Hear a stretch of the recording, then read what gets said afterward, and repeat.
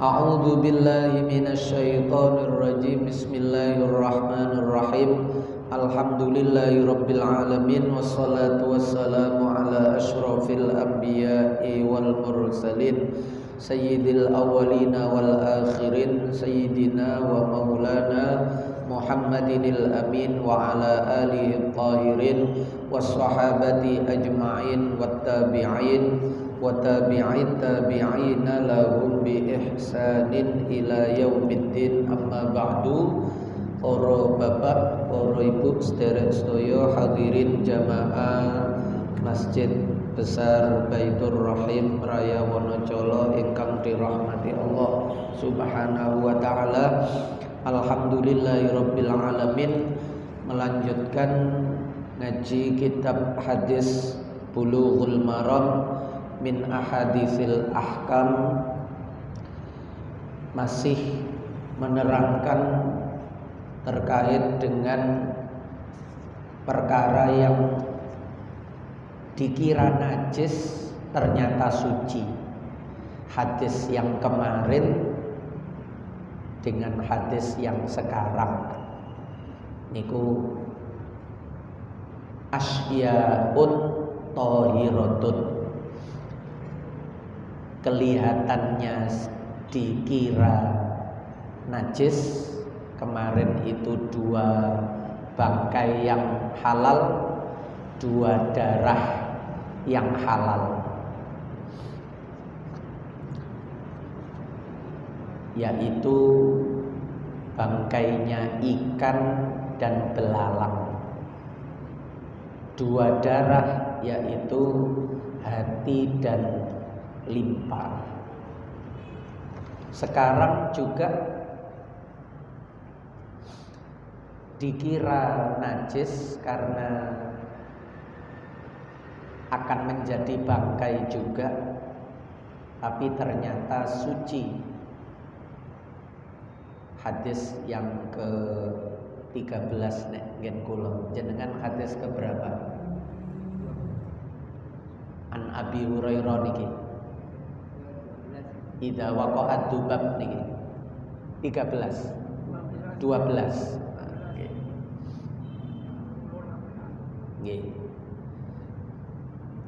An Abi Hurairah radhiyallahu anhu, diriwayatake saking sahabat Abi Hurairah radhiyallahu anhu, qala, ngendika sapa Abi Hurairah, sering diceritakan, qala Rasulullah sallallahu alaihi wasallam, dawuh sapa Kanjeng Nabi Muhammad Rasul sallallahu alaihi wasallam, dawuhe Kanjeng Nabi, idza waqa'ad dzubabu fi ina'i ahadikum falyaghmishu kullah thumma liyatrahu fa inna fi ahadi janahaihi shifa wa fil akhari da'.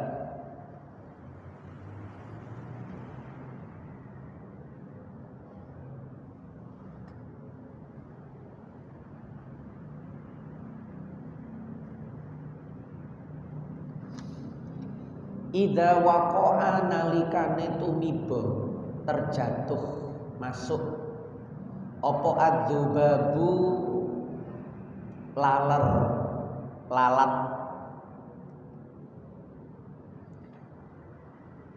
Jika terjadi ada seekor lalat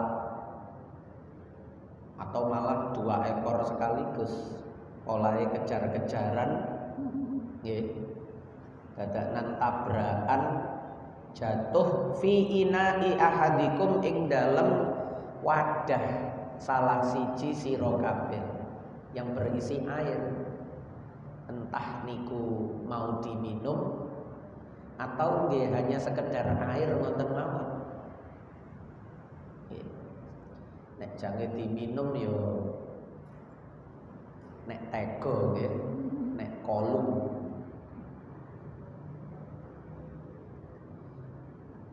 Jika seekor lalat itu jatuh ke wadah yang berisi air,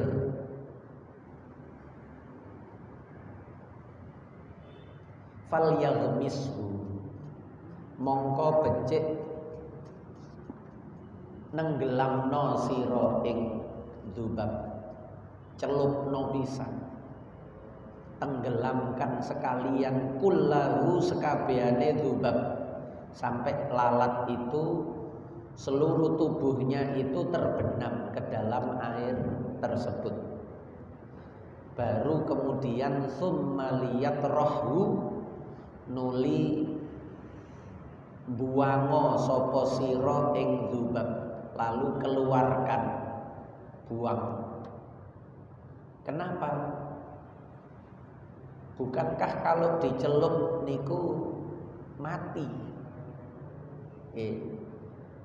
Nek lalatnya itu dicelupno niku mati. Bahkan ketika jatuh ke air itu mungkin sudah mati. Kita baru tahu setelah ada lalat di atas air dalam gelas atau teko atau timbo, terserah. Tenggelamkan sekalian, lalu kemudian buang. Fa inna fi, Kanjeng Nabi tidak membahas membuang airnya, tidak membahas terkait najisnya. Kanjeng Nabi justru menganjurkan untuk menenggelamkannya lalat tersebut. Ini nanti menjadi kesimpulan hukum, beberapa kesimpulan hukum yang diambil oleh para ulama dari hadis riwayat Abi Hurairah ini. Kenapa kok dicelupkan sekalian lalat tersebut ke dalam air? Fa inna fi ahadi janahi, mongko sak temene iku tetep ing dalem salah siji suwiwi lorone dzubab lalat syifa, harusnya syifaan, jenengan apa? Syifaun apa syifaan? An lah niku bener, an niku. Nggih kula kok pun syifaan sing bener. Isim muakhir dari inna. Fa inna fi ahadi janahi syifaan. Lah syifaan malah bener.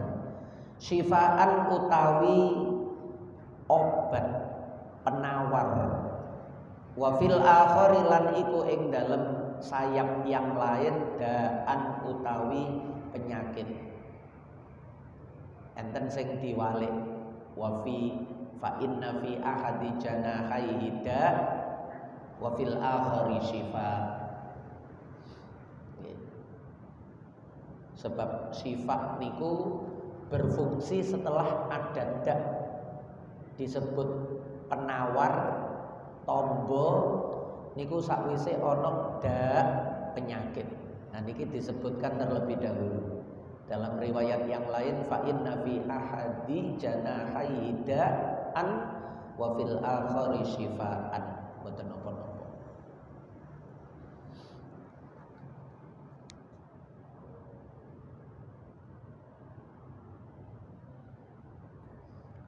Hadis ini memberikan beberapa hukum dan hikmah.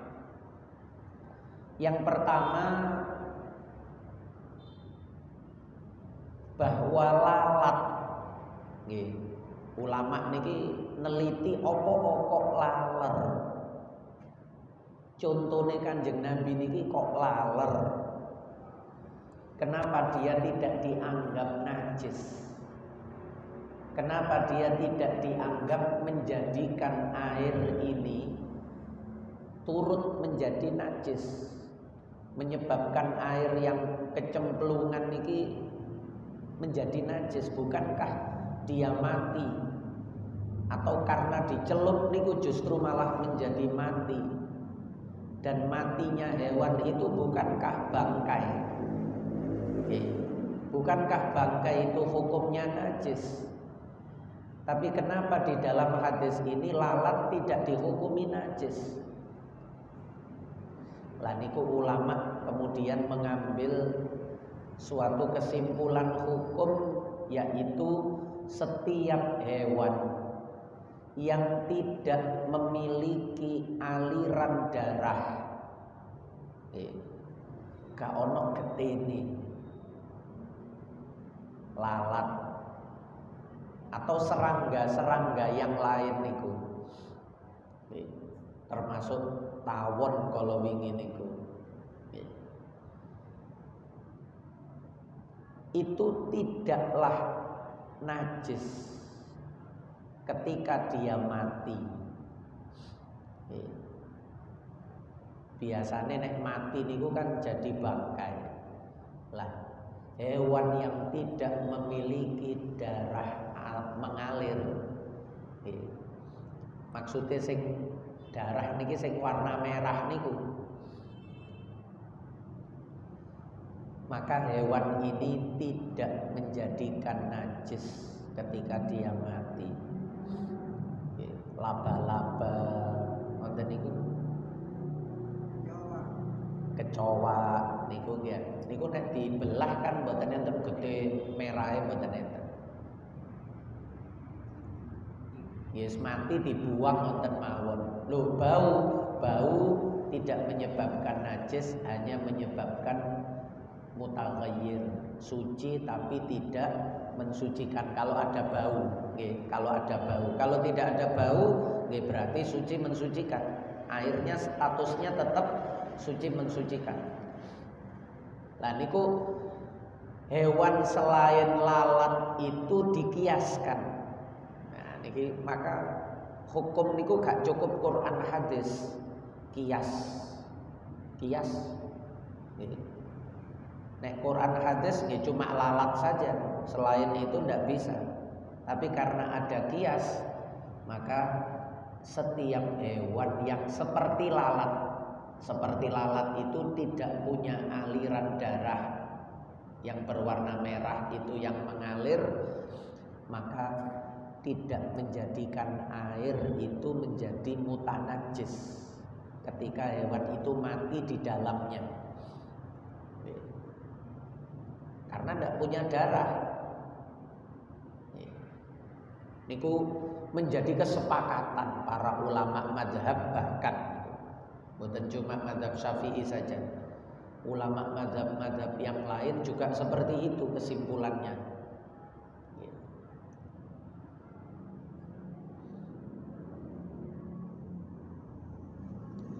Yang kedua, hikmah itu beda kali sifat tadi itu,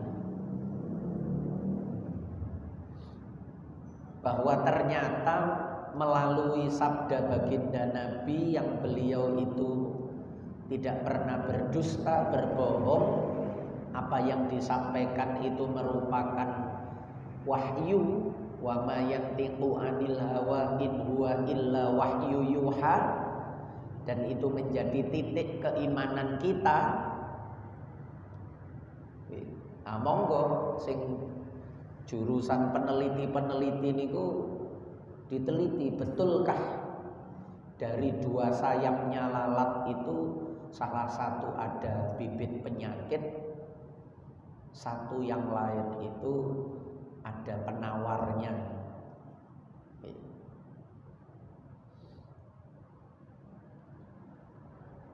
Yang sudah disampaikan betul seperti yang disabdakan oleh baginda Nabi.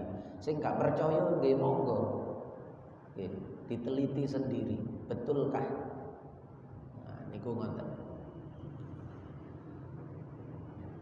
Niki maksudnya supaya tidak terjadi mubadir air, apalagi ten wilayah gurun pasir mriko nggih, di mana air itu meskipun sedikit niku sangat berharga.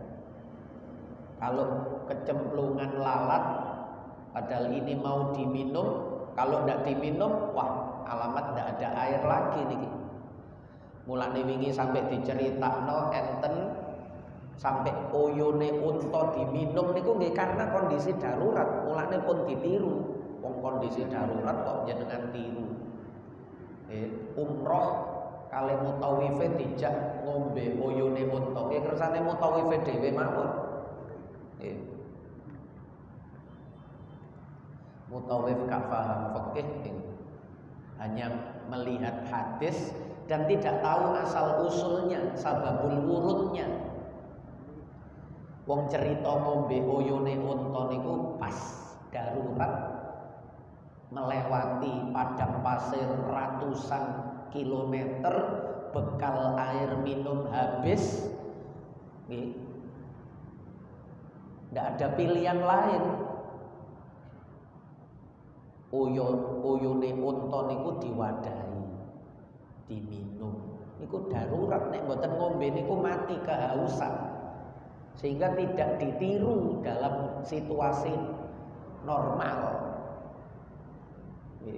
Endi-endi air kencing niku najis. Lah nek air kencinge unta suci lah, terus air kencinge menungso sing luwih mulya daripada unta niku. Nah niku boten paham. Engko akhirnya dikiasno, semua hewan yang halal dimakan itu air kencingnya enggak najis. Wah niku ngawur malih tambah. Dari sesuatu yang salah dikiaskan kepada yang lain, salahnya tambah merantak nang dindi. Jadi nek enten sing ngomong oyone kambing gak najis, niku karepe dikiasno nang unta, padahal kesimpulan dari unta itu sudah keliru. Nggih. Lah enten jenengan nek ngaji nang YouTube kan enten oyone wedhus iku gak najis. Pokok hewan sing dipangan halal iku oyone kotorane gak najis. Waduh wis tambah aneh-aneh malih niku. Nggih. Ndak ada kotoran yang tidak najis, itu ndak ada. Semua kotoran itu najis. Tinggal najisnya itu bisa mughalladzah, bisa mutawassithah. Yang mukhafafah cuma satu, pipise bayi laki-laki, anak lanange menungso umur belum 2 tahun itu tok, liyan yang lain mutawassithah. Tidak ada yang tidak najis. Pun niku disimpulkan berarti dalam salah satu sayap itu ada penyakit dan ada penawar. Maka harus kalau terkena sebagian sekalian dicelum mawon supaya kita tidak tahu apa yang terkena itu bagian obatnya atau justru racunnya. Dalam hadis yang lain itu fa innahu yaqdumus summa wa yuakhirus sifa. Yang satu itu racun, yang lain itu penawar. Neten mriku dak kali syifa.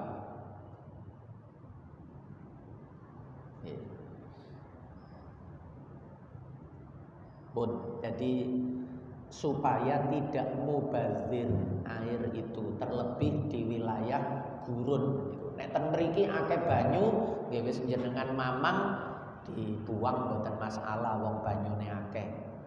Nih, karena ragu itu menimbulkan hukum makruh kalau masih ada air yang lain. Kalau tidak ada air yang lain mboten enten makruh.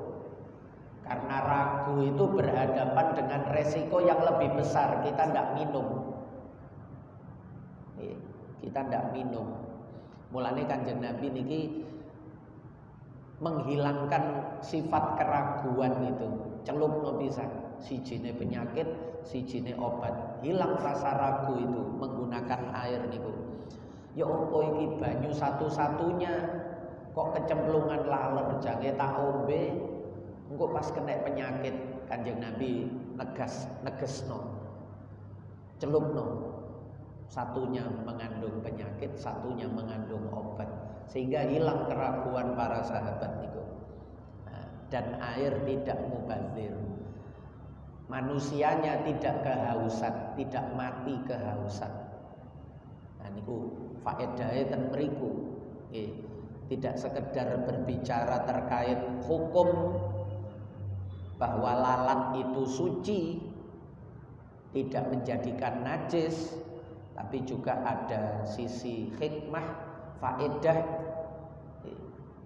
pemanfaatan air semaksimal mungkin supaya air itu tidak ada yang terbuang.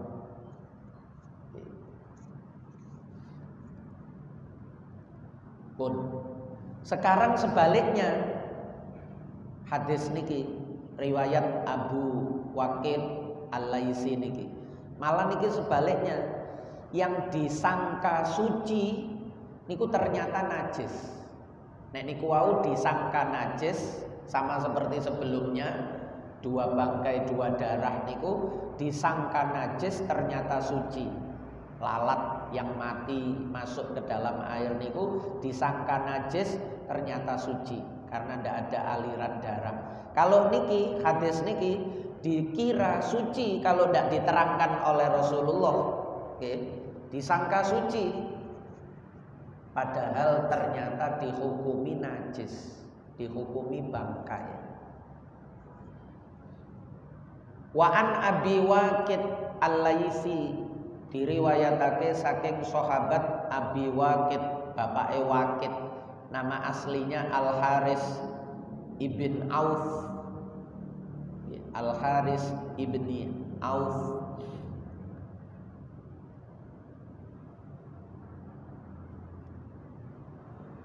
Salah satu sahabat Nabi, wafat tahun 68 Hijriah, zaman Muawiyah menjadi raja radhiyallahu anhu. Kala ngendika sapa Abu Waqid Al-Laitsi,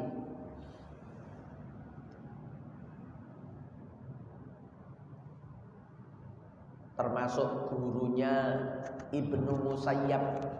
Ada yang membaca Ibnu Musayyib. Ibnu Musayyib niku tabi'in, menantunya Abu Hurairah. Menantunya Abu Hurairah. Di samping meguru nang maratuwane, Ibnu Musayyib juga meguru nangone sahabat Abu Waqid Al-Laitsi niki. Qala Nabi sallallahu alaihi wasallam, ma quti'a minal bahimati wa hiya hayyatun fahiya maitah. Utawi daging utawa apapun itu, quti'a kang dipotong, minal opoma minal bahimati saking hewan. Nek biyen dimaknani bahimah niku raja kaya, berarti hewan yang berkaki 4.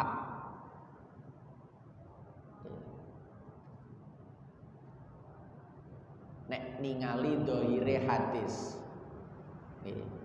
atau kalau mau dikiaskan, ada yang mengkiaskan hewan ternak, hewan yang biasa dikonsumsi dagingnya, sehingga nanti ayam meskipun kakinya 2, nek cara lughah menurut bahasa yang dinamakan bahimah itu adalah hewan yang berkaki 4. Kullu dzati arba'in qawaim min dawabil barri wal ma. Setiap hewan yang memiliki kaki 4 penopang dia untuk berdiri, baik dari hewan darat maupun hewan laut. Tapi hewan laut gak kanggo sikil, siripnya itu untuk berjalan. Niku nek cara bahasa. Tapi kalau melihat sababul wurud, jadi niki ceritane Abu Waqid niki cerita waktu awal-awal Kanjeng Nabi datang ke Madinah tahun pertama Hijriah. Penduduk Madinah belum pernah mendapatkan pengajaran secara langsung dari Rasulullah Sallallahu Alaihi Wasallam. Walaupun mereka sudah Islam, tapi syariat-syariat belum mengerti. Hanya ajaran-ajaran yang pernah didapat ketika musim haji bertemu dengan Nabi di Aqabah niku, di tempat lontar jumroh Aqabah niku. Hanya itu saja. Lalu mereka mengimani, masuk Islam, dibawa pulang ke Madinah, berkembang. Lah, ketika Kanjeng Nabi datang, niku penduduk Madinah ketika itu sedang memotong ekor unta. Jadi untane dijarno urip, buntute niki jange disop buntut, tapi tidak disembelih terlebih dulu. Aku cuma butuh buntute tok. Untae jarno urip, tak ketok buntute terus mau dimasak, disop. Yang terjadi ketika itu seperti itu. Termasuk sing gak duwe unta, ekornya kambing niku. Pucuke sing ana daginge niku diketok, mau pesta sop cara mriki, sop buntut. Lah ketika itu Rasulullah datang. Lalu beliau menyampaikan hadis niki, ma kuti aminal bahimati wa hiya hayyah fahiya maitah. Utawi barang kang dipotong saking hewan sing urip, wa hiya hale utawi bahimah iku hayatun isi urip, fahiya mongko utawi ma kuti aminal bahimah iku maitatun dihukumi bangkai, maka hukumnya haram. Hukumnya seperti bangkai. Nah, niki ceritane ngoten.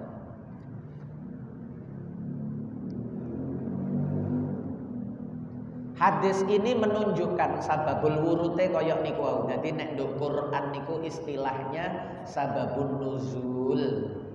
Kalau hadis sababul wurud. Nuzul niku turun, sebab turunnya ayat.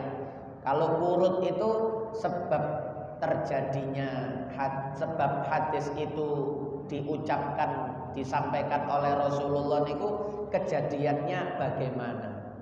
Kewarite hadis niku yok nopo kok tiba-tiba Kanjeng Nabi menyampaikan sesuatu niku kan mesti ono sebabe.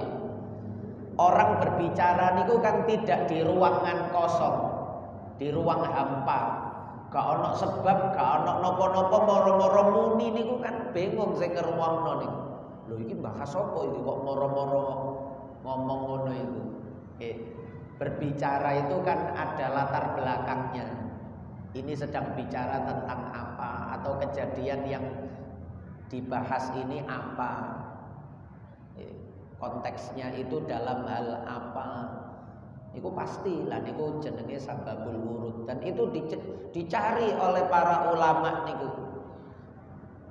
Ini terjadinya di Mekah atau di Madinah, terjadinya kepada sahabat yang sudah Islam ataukah kepada orang kafir. Ngoten niku kok menimbulkan dampak hukum yang berbeda-beda. Maka mengetahui sababul wurud itu penting. Nggih.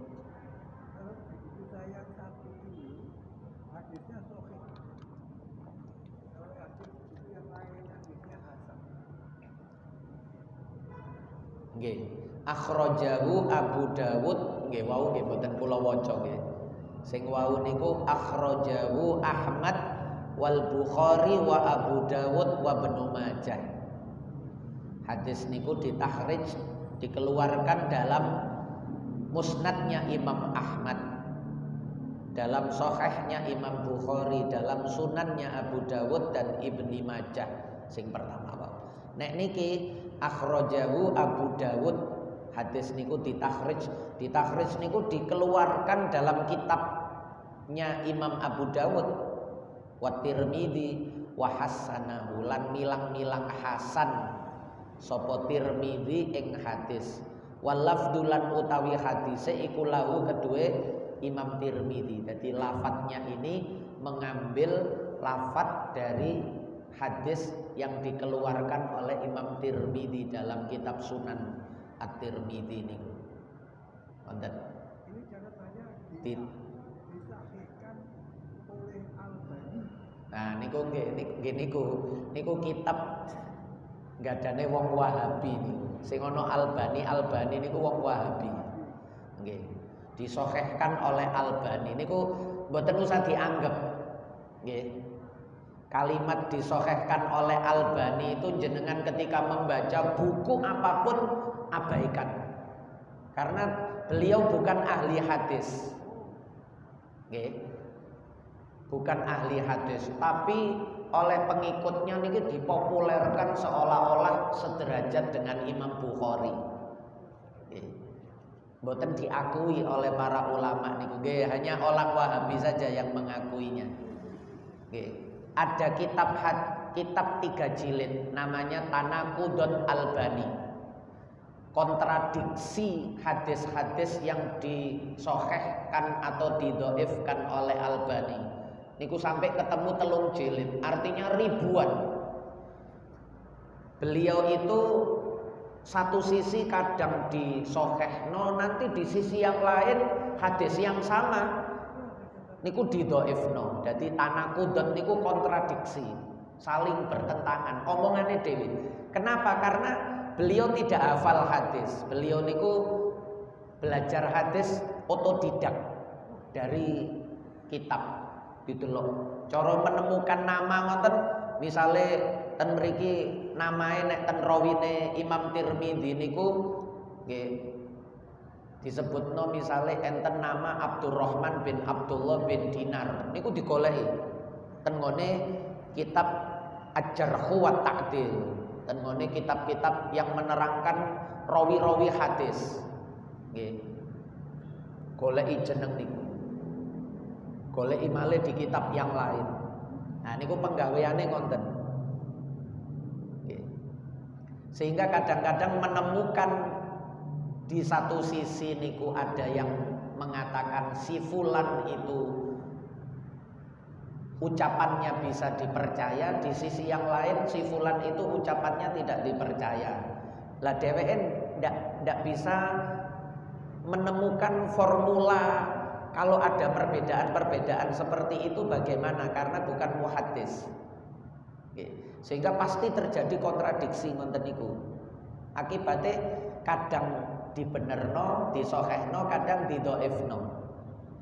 Nah, mulane kalau ada disahihkan, didhaifkan Albani, abaikan saja. Niku anggap mawon niku napa nggih? Nek kula ngarani sampai kitab niku. Kadang kula getun nek nek tuku kitab ana disahihkan Albani ngoten niku getun. Nggih, karena niku racun.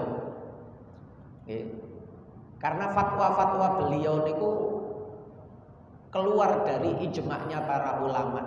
Termasuk salah satu fatwa sing paling menyakiti umat Islam niku wong Palestina dikongkon metu teko Palestina. Wong Islam nduk Palestina iku metu iku negarane wong Israel.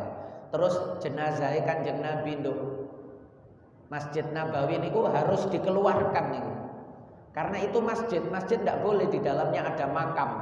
Niku fatwai Albani. Dan masih sangat banyak. Nggih, masih sangat banyak. Yang lain sing aneh-aneh niku sampai dirangkum menjadi Fatawa Al-Mudkhik wal Mubki lil Albani. Jadi fatwa-fatwa yang membuat kita tertawa dan menangis yang dikeluarkan oleh Albani. Niku aneh-aneh pokok. Wong niku isine aneh-aneh. Nggih.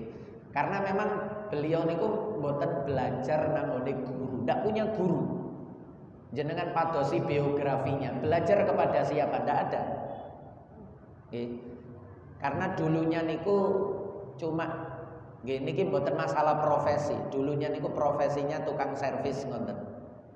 Terus tiba-tiba berubah haluan, tapi tanpa belajar, hanya membaca buku. Nah, hanya membaca buku. Akhirnya gini kok karena ndak punya guru, duwe kesimpulan sing liar. Ndak punya pembanding. Guru itu kan fungsinya pembanding. Ketika saya membaca buku, lalu saya menemukan kesimpulan yang berbeda dengan yang diambil oleh guru-guru saya. Maka saya tidak boleh kemudian mengambil kesimpulan dari buku lalu menyalahkan guru-guru saya. Tidak boleh. Tapi ditelaah dulu, diperbandingkan dulu dengan yang lain. Oh, nanti menemukan. Nanti menemukan. Oh, aku sing keliru. Oh, ternyata aku sing luwih luas lagi. Oh, ini baru satu pendapat saja. Macam-macam nanti niku pentingnya guru niku wonten. Mulane enten kalimat, enten ungkapan, siapa yang tidak punya guru, man la syaikha lahu fa syaikhuhu asyaiton. Gurunya setan nggih, karena niku dia tidak punya orang yang bisa menuntun dia untuk memahami dengan benar. Karena membaca itu kadang-kadang salah dari tulisan. Tulisannya ini kalau keliru, nek gak ono gurune, harokat niku misalnya. Harokat keliru bisa menimbulkan makna yang keliru juga. Lafaz yang keliru bisa menimbulkan makna yang keliru juga. Sehingga ngaji nek gak ono gurune wis rawan keliru. Lah niku contoh yang paling nyata niku nggih Nasiruddin Albani. Jadi nek enten tulisannya disahihkan Albani, abaikan saja. Anggap tidak ada itu. Jadi mboten usah delok catatan kaki. Kalau sudah ada Albani, wis catatan kaki ditutup mau. Gak usah dilirik.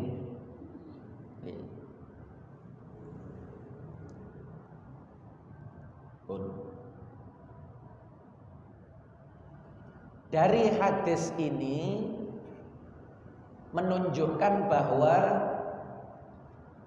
meskipun hewan itu masih hidup, tapi kalau ada satu bagian tubuhnya yang dipotong, maka itu dihukumi bangkai, otomatis haram dimakan. Nah, terusannya niku haram dimakan karena dihukumi maitah. Dan mriki mboten enten kalimat haram dimakan, tapi nek fahiya maitah niku kesimpulannya pasti ke sana karena Quran menyatakan innama harrama alaikumul maitata waddama walahmal khinziri dan seterusnya.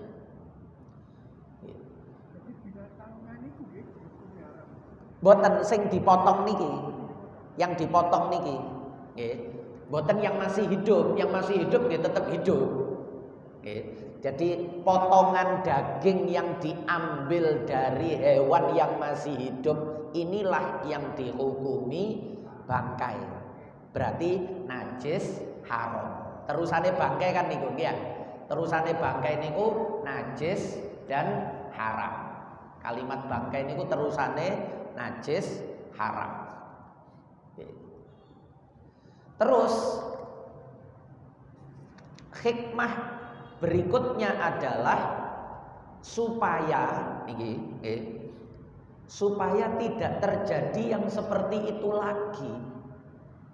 Sebab niku menyakiti. Wong hewane sing urip kok diketok niku kan kelaran, nggih. Kelaran. Dan niku dolim. Wong yang sudah disembelih saja niku lho.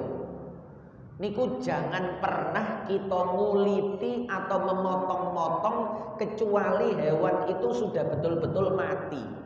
Jadi nek sik oba-oba kejat-kejat nyenten niki pun langsung kesuwen niki engko wedhuse akeh sing dibeleh kok gak mari kok. Hewane sik kejat-kejat nyenten niki wis langsung dibeteti di niku nggih dolim, niku bukan ajaran Islam.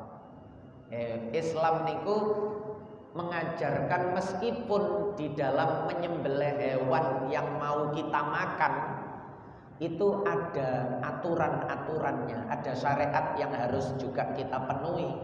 Misalnya pisaunya tajam, terus dipisah antara hewan yang mau disembelih dengan yang belum disembelih, supaya yang belum disembelih itu tidak tersakiti melihat temannya yang dari semalaman kemarin berdua sakniki nduk ngarepe dibantai, dibeleh nduk ngarep moto niku nggih. Hewan niku ya duwe naluri. Nggih, mesti nangis niku hewane mesti nangis ketok koncone dibeleh nduk ngarepe niku. Maka pisahkan niku. Sing apik niku pisahkan dengan jarak ngoten. Sekiranya gak ketok mata ya gak krungu swara. Sebisa mungkin seperti itu, dibawa satu persatu yang mau disembelih. Nah, niku supaya niku aturan. Sayyidina Umar niku pernah nempeling uwong sing mengasah pisau di hadapan kambing yang mau disembelih. Dadi wedhuse jange dibelen iki pisaune diasah nduk ngarepe ngoten. Wedhuse nduk pinggire. Lah niku perasane wedhus iki gak duwe perasaan kaya apa. Kali Sayyidina Umar tempeling langsung. Nggih. Kambing iki yo duwe perasaan. Pedangmu, golokmu mbok asah nduk ngarepe mripate ngoten niku. Nggih. Ngasah sing adoh, aja nduk ngarepe wedhus ngono. Lah niki Islam itu mengajarkan begitu. Nggih, pri kehewanan niku menghargai makhluk. Hewan niki Islam niku mboten semena-mena ngoten niku. Nah, apalagi hewannya masih hidup lalu dipotong-potong daging yang mau dia ambil. Wah, niku tambah menyakiti betul niku lah. Kanjeng Nabi mengatakan seperti itu hikmahnya. Nek hukumnya pun jelas, dihukumi bangkai najis haram. Hikmahnya agar tidak dilakukan lagi bentuk-bentuk seperti itu. Menyakiti hewan yang masih hidup.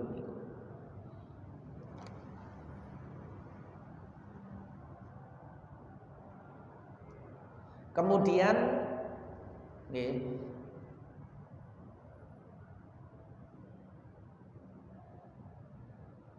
dikecualikan juga yang dipotong itu adalah kuku, rambut, bulu nek hewan nggih. Itu tidak termasuk yang najis. Nggih, tidak termasuk yang najis.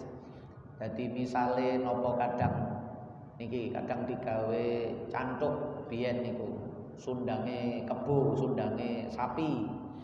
Nggih. Atau bulu niki domba, nggih. Bulu domba niku sing digawe kain niku nggih. Niku kan juga diambil ketika dombanya masih hidup ten Australia niku ya. Nah niku dicukur waktu kambingnya masih hidup. Niku juga suci. Artinya ketika itu menjadi kain baju niku hukumnya suci karena bukan yang sifatnya niku dimakan. Jadi kalimat fahiya maitah niku oleh para ulama disimpulkan bahwa itu hanya mengarah kepada sesuatu yang nanti akan dimakan, mbok daging, mbok gaje, mbok kulit sing mau dimakan. Tapi kalau bulu kan tidak dimakan. Kuku niku kan tidak dimakan. Maka ketika dipotong, niku tidak najis, termasuk jenengan ngetoki kuku. Itu kan masih hidup. Terus ngetoki kuku, memisahkan sesuatu dari yang masih hidup. Niku juga tidak dihukumi najis. Terus kukune niki disak misalnya, mboten najis. Atau pakai rambut palsu niku.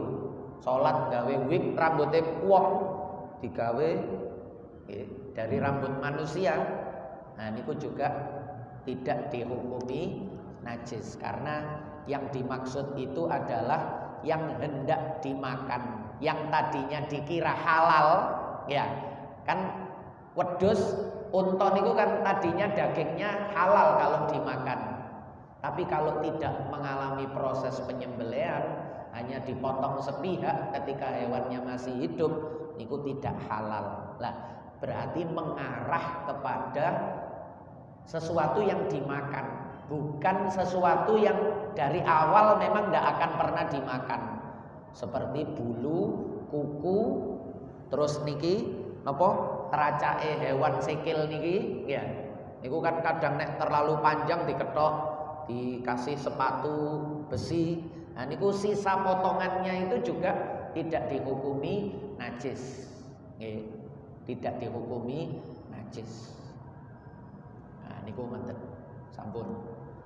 Babul aniyah niki hadis niki terkait dengan wadah bejana. Wallahu a'lam bishawab. Al-Fatihah. Bismillahirrahmanirrahim. Alhamdulillah. Iyyaka na'budu wa iyyaka nasta'in. Shiratal ladzina an'amta 'alaihim. Nggih, barangkali ada yang ditanyakan. Nggih, bagus.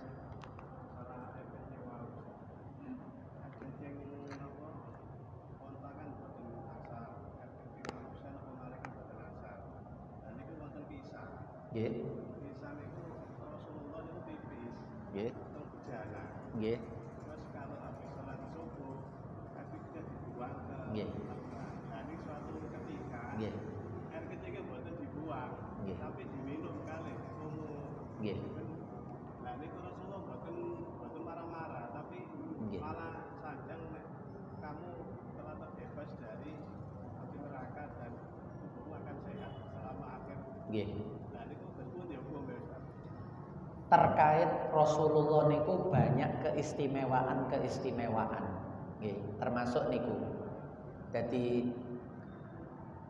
pipise Kanjeng Nabi niku mboten dihukumi najis. Nggih. Karena prakteknya niku. Prakteknya pernah Kanjeng Nabi waktu pipis di waktu malam niku wong Kanjeng Nabi niku mboten kaya awak dhewe niki duwe kamar kecil. Zaman dulu niku dereng enten ngonten-ngonten niku. Nggih, kalau mau nggih keluar ngeduk lemah titik, buang hajat niku lho nggih. Niku wonten. Dan banyak riwayat niku nggih, banyak riwayat. Pipise Kanjeng Nabi niku mboten pesing, mboten bau, wangi. Nggih, mulane sing ngombe niku mboten sengaja. Sehingga dia tidak menyangka kalau itu adalah air seni, mboten menyangka. Nggih. Dalam riwayat niku tidak menyangka dia, sehingga dia minum. Waktu pagi Kanjeng Nabi mau membuang, loh kok gak ana? Bu, jenengan semerat niki. Lho pun kula minum Kanjeng Nabi ngomong ae kula ana banyu ten mriku. Kula lho weteng sampean gak lara mari ngono nggih. Dan beliau tidak pernah sakit perutnya. Nggih. Terus bagian tubuh Rasulullah masuk ke dalam dirinya niku sing riwayat aman teko siksa neraka niku wae. Niku banyak keistimewaan yang nek mboten Kanjeng Nabi niku najis, Kanjeng Nabi mboten najis. Nek liyane Kanjeng Nabi niku batal, contohnya sentuhan kali Sayyidah Aisyah. Niku juga bagian dari lah enten sing gawe hujah suami istri jempok niku gak batal wudu oleh Kanjeng Nabi waktu sholat. Sayyidah Aisyah niku sikile selonjor kesentuh Kanjeng Nabi nerusno sholat, berarti suami istri niku sentuhan kulit niku tidak membatalkan wudu. Lah niku mengabaikan ayat aula mastumun nisaa falam tajidu ma'an niku. Akhirnya ditabrakno, ayatnya dibuang. Hadisnya niki sing dipakai karena sesuai dengan kecondongan hatinya. Nek gawe usul fikih mboten ngonten. Iki hadis iki dipakai. Napa ayat niki dipakai. Sementara niki khususiyah. Niki khususiyah Rasul. Sami kali wong Islam dibatasi menikah niku maksimal 4. Melok Quran. Nggih ya. Masna wa sulasa wa ruba. Padahal prakteknya Kanjeng Nabi lah niku. Lah enten sing melok sami kali niku wau sentuhan kulit wau sing Quran diabeno niru Kanjeng Nabi. Ya, ten Madura kan kapanan enten sing bojone 10 barang niku. Ya, nek nang YouTube niku enten ya. Bojone 10. Lah niku niru Kanjeng Nabi, Qur'ane dibuang. Kenapa? Soal iki cocok karo kecondongan atine. Dadi wong niku kadang milih sing cocok niku sing pundi? Ya enak gak batal wudu karo bojo kan enak, gak repot-repot. Nang dindi sok gandengan nek wae salat kari salat ngono ae. Ya. Nah, padahal istri niku juga nisa, aula mastumun nisa, perempuan dan bukan mahram karena halal dinikah. Nggih, karena halal dinikah. Nek tidak halal dinikah ya ndak akan menjadi suami istri. Nah niku banyak sekali khususiyah keistimewaan. Salah satunya niku. Nggih, ten lintu-lintune kathah enten kotorane Kanjeng Nabi niku buang hajat niku niku ditelan oleh bumi sehingga mboten nenten ceritane Kanjeng Nabi niku gawe kotor niku mboten nenten. Jadi kotorannya ditelan bumi. Jadi begitu buang kotoran itu seperti ditelan bumi, hilang dengan sendirinya. Tengone jenengan nek ngaji Asy-Syifa Qadhiyat ten griya kula nek Jumat dalu 9:30 niku lah niku kita mengenal Kanjeng Nabi secara mendetail. Asy-Syifa bi ta'rifi huquqil Mustafa. Salah satunya nggih cerita ngoten-ngoten niku. Nggih, enten hadise sedaya riwayat saking Qadhiyat ulama dari Andalus Spanyol. Nggih, zaman kejayaan Spanyol dulu sing ngarang kitab niku zaman kejayaan Islam di Spanyol niku Asy-Syifa Qadhiyat. Nah, niku termasuk keistimewaan. Nggih, yang lain nggih, Samsul.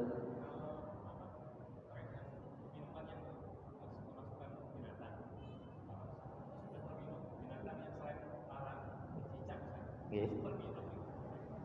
Airnya yang terminum nopo cicake airnya. Nggih, jadi selama hewan itu termasuk cicak niku kan tidak punya darah. Nggih, walaupun rodok gede tapi tidak punya darah. Nek dibelah niku gak ono ketiabange. Nggih.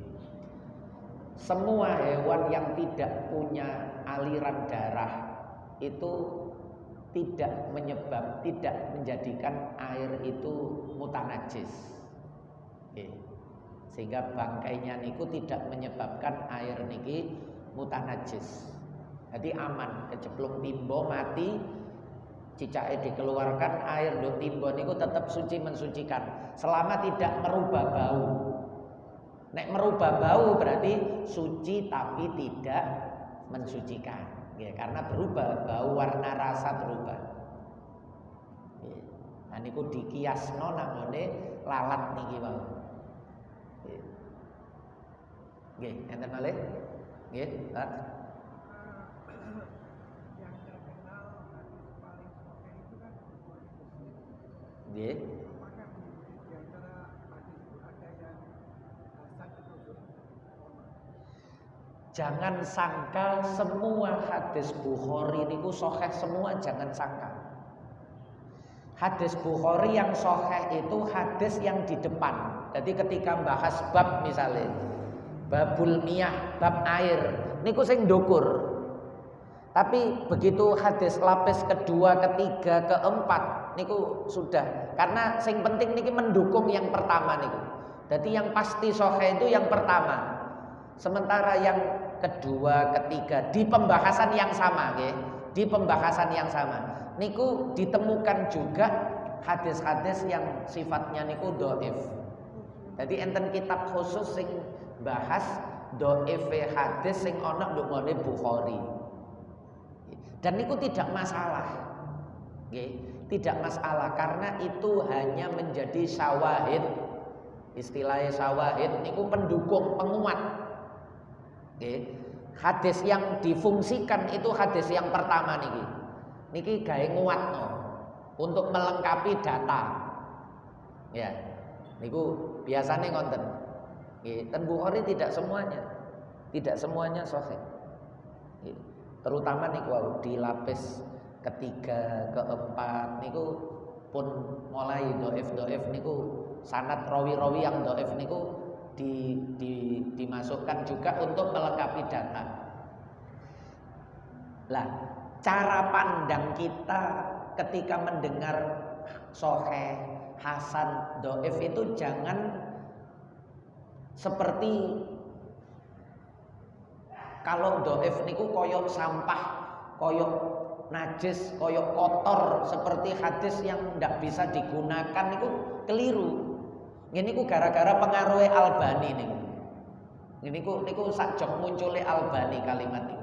Kenapa ulama-ulama dulu itu meskipun dhaif tetap dicantumkan dalam kitab hadisnya.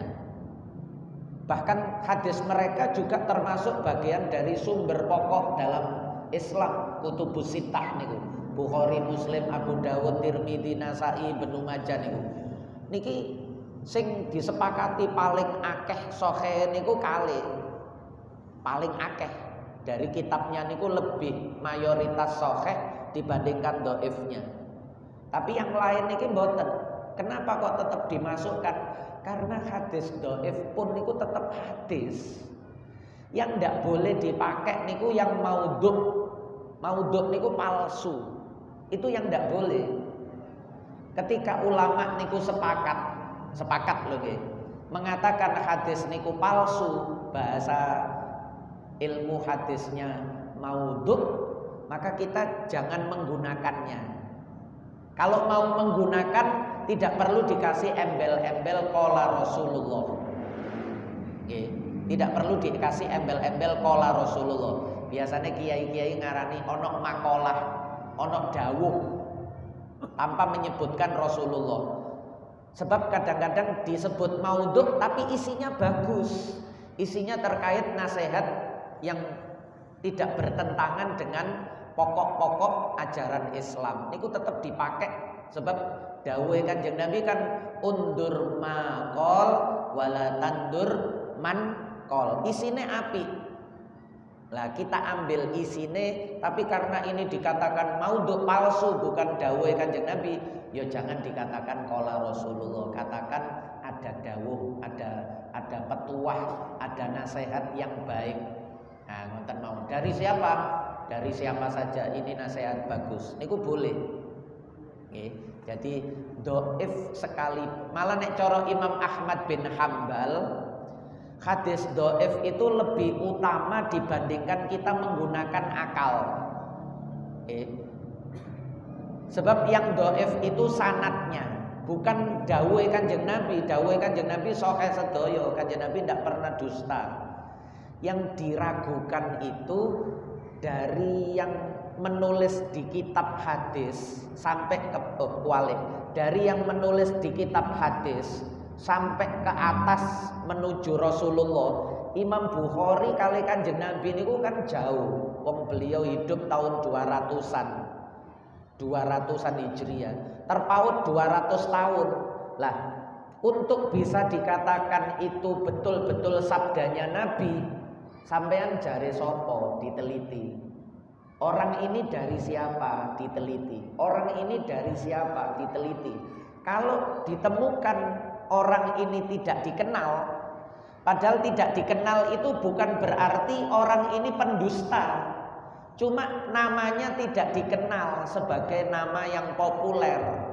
Ngonten niku di dalam ilmu hadis dianggap majhul. Ini nama yang tidak dikenal. Padahal tidak dikenal itu bukan berarti orang ini pendusta. Tapi ini konsekuensi ilmu. Hadis ini tidak bisa masuk dalam klasifikasi sahih. Meskipun sebenarnya bisa jadi ini hadis betul. Cuma karena ada rawi, orang yang membawa hadis ini tidak diketahui. Sopo ini gak kenal aku. Kados jenengan ngaji sak tempat nyenten iki mawon lho. Lah di antara jenengan ada yang iki sopo aku gak kenal. Padahal beliau orang baik, wong gelem ngaji. Tapi hanya karena gak kenal niku dalam keilmuan mustalah hadis niku namanya niku tidak bisa mengangkat derajat hadis menjadi sahih. Sehingga hadis yang sahih itu hanya diriwayatkan oleh ulama-ulama terkenal yang diacungi jempol. Tidak ada reputasi buruk sama sekali. Walaupun ulama terkenal kalau ada reputasi buruk meskipun sekali niku nek cara dan konangan niku wis menggugurkan. Padahal jenenge wong niku kan kadang ana kelirune. Ngomong kadang keprocut. Tapi muridnya sudah menangkap, loh guruku iki gak apal ternyata. Wah iki gawat iki nek ngriwayatno hadis engko lafate iso berubah-berubah, statusnya dhaif. Padahal beleset niku karena usianya sudah sepuh panjane. Sehingga kadang-kadang rawi niku berbeda. Loh beliau sikoh oleh ngajine zaman gurune sik enom. Loh beliau ndak bisa dipercaya ucapannya bolak-balik karena ngajinya pas gurune niki umure wis sepuh. Lah sehingga satu nama itu bisa dua kesimpulan. iki mengatakan bisa dipercaya, hafalannya bagus. Yang lain tidak bisa dipercaya. Saya pernah ketemu sendiri, karena waktu ketemunya pas usia 80 tahun. Ngeriwayatno hadis pas usia ngenten-ngenten ini kan tidak terbaca ketika kita membaca hadis moro-moro ujuk-ujuk dhaif sahih. Ceritane yo napa ujuk-ujuk muni dhaif sahih niku kita ndak tahu. Ya. Lah, kalau kita ndak tahu, kita percayakan definisi sahih hasan dhaif itu kepada ulama ahlinya. Ulama ahlinya niku nggih ulama tempo dulu. Sekelas Ibnu Hajar, Al-Haytami, Al-Asqalani, atau ulama-ulama yang kutubus sita itu. Sementara yang generasi akhir mburi-mburi 1900-an ini wah wis jauh. Lah beliau hidupnya sekarang tahun 1900 atau kalau Hijriah tahun 1400-an. Yang beliau doifkan itu orang yang hidupnya itu tahun 200 Hijriah. Bayangkan ini. Orang yang hidup tahun 1400, dia menilai orang yang hidupnya tahun 200 Hijriah. Sing buyute mawon gak ketemu. Kok isok ngarani iki gak bener iku sampai wong sing ketemu mawon kadang-kadang penilaian orang itu kadang ndak benar. Ya. Penilaian orang yang hidup sezaman iki lho nggih. Kadang-kadang ana sing ngarani iku wong apik, ana sing ngarani iku wong elek. Polahe ketemune pas ketemu apik, sing niki ketemune pas ketemu elek, jenenge wong ana kelirune, ana lupute, ana salahe. Dadak ketemu niki pas ketemu luput, pas ketemu salah, langsung dicoret. Gak bener wong. Gak cocok aku. Yang hidup sezaman, apalagi 1400 menilai ulama yang hidupnya tahun 200, 300, 400. Ya wis, ya napa wae dhewe iso percaya, Pak. Wong kenal mawon mboten kok iso ngarani iki gak bener, iki dhaif, iki elek. Ya wong kenal mawon mboten kok.